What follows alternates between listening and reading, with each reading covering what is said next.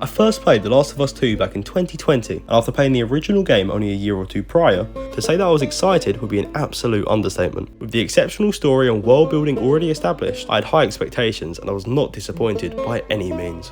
Greeted by lifelike visuals and characters that I love like family, just a single minute into the game, I was already hooked.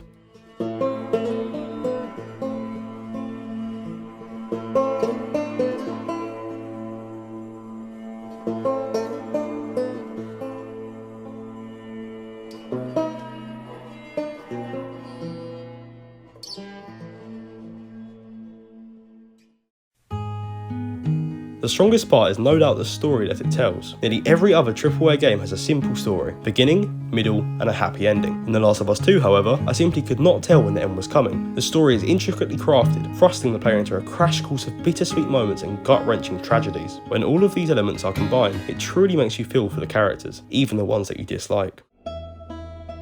In addition, no game would be good without great gameplay, and the versatile, survival horror style does not fall short. I personally opted for the stealthy approach, but playing more aggressively is just as viable. The scavenging approach never bored me, as it felt like there was always something waiting for me. With the constant threat of clickers and the terrifying new variants, I never felt safe.